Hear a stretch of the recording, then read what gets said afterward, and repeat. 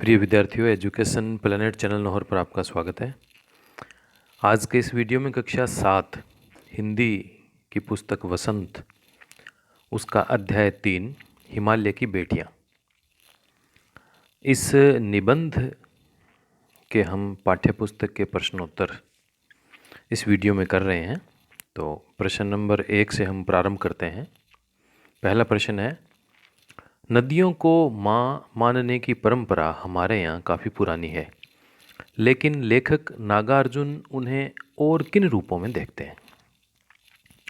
तो इसका उत्तर होगा, लेखक नागार्जुन नदियों को माता मानने के साथ साथ उन्हें बेटियों, प्रेमिकाओं और बहनों के रूप में भी देखते हैं। प्रश्न नंबर 2 लेते हैं अब। दूसरा प्रश्न है, सिंधु और ब्रह्मपुत्र की क्या विशेषताएं बताई गई है? तो उत्तर है, सिंधु और ब्रह्मपुत्र हिमालय से निकलने वाली दो महान नदियां हैं। इनका नाम सुनते ही रावी, चिनाब, झेलम, सतलुज, गंगा, यमुना, सरयू, गंडक आदि नदियों का स्मरण हो जाना स्वाभाविक है। लेखक ने इन दोनों नदियों को हिमालय की बेटियां बताया और समुद्र को सौभाग्यशाली पति माना है। प्रश्न नंबर 3 लेते हैं अब।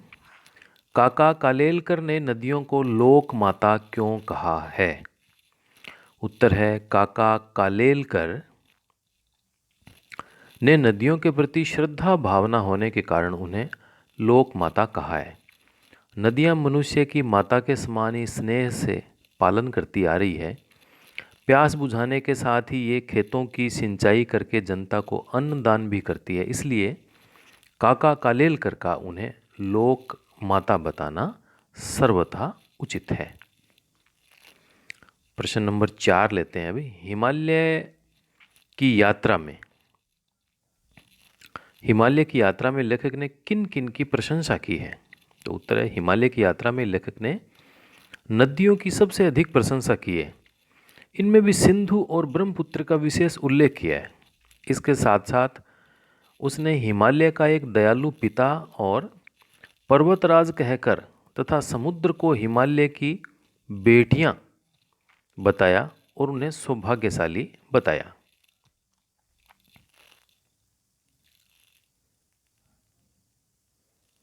अब लेते हैं प्रश्न नंबर, अगला है भाषा की बात। नीचे दिए गए विशेषण और विशेष्य का मिलान इसमें करना है। अब विशेषण जो शब्द, संज्ञा या सर्वनाम की विशेषता बताते हैं उन्हें विशेषण कहते हैं, आप जानते हैं। और विशेष्य होता है जिस शब्द की विशेषता बताई जाती है उसे विशेष्य कहते हैं। जैसे काला घोड़ा, छोटी लड़की, या काला और छोटी विशेषण है और घोड़ा और लड़की विशेष्य है। यानी जिसकी विशेषता बताई जाती है वो विशेष्य होता है। यहाँ घोड़े की विशेषता बताई है, लड़की की विशेषता बताई है, तो ये विशेष्य हो गए। विशेषण विशेष्य, संभ्रांत महिला, चंचल नदियाँ, समतल आंगन, घना जंगल, मूसलाधार वर्षा, तो ये विशेषण और विशेष्य के इसमें उदाहरण है। अब इसका अगला प्रश्न देखते हैं। द्वंद्व समास के दोनों पद प्रधान होते हैं। इस समास में और शब्द का लोप होता है। जैसे राजा रानी, ये द्वंद्व समास है जिसका अर्थ है राजा और रानी। पाठ में आए इस प्रकार के समासों को खोज कर आप लिखिए। तो इसमें जो इस प्रकार के समास आए हैं वो है गंगा यमुना, दुबली पतली, माँ बाप।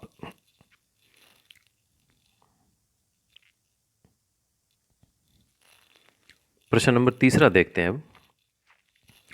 नदी का उल्टा लिखने से दीन होता है जिसका अर्थ होता है गरीब।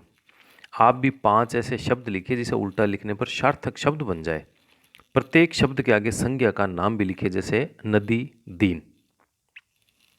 देखिए ये भी एक अच्छी पहेली की तरह प्रश्न है। देखिए इसके उत्तर में रस का बन जाएगा सर, ये एक जातिवाचक संज्ञा है। नाच, नाच का चना बन जाएगा। सदा का दास बन जाएगा। धारा का राधा, और कपट का बन जाएगा टपक। तो इस प्रकार से ये शब्द इसमें बन गए हैं। समय के साथ भाषा बदलती है, शब्द बदलते हैं और उनके रूप बदलते हैं। जैसे बेतवा नदी का दूसरा नाम वेत्रवती है।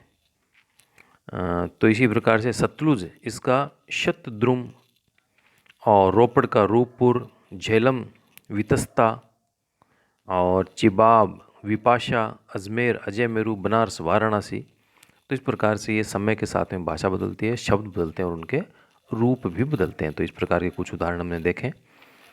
तो ये अध्याय 3 के पाठ्य पुस्तक के प्रश्न, भाषा संबंधी प्रश्न, इस प्रकार से हमने इसको हल किया है। एक बार फिर एक नए वीडियो के साथ में आपसे भेंट होगी। आप यदि चैनल पर नए हैं तो चैनल को सब्सक्राइब ज़रूर कीजिएगा, वीडियो को शेयर कीजिएगा, लाइक भी कीजिएगा। धन्यवाद।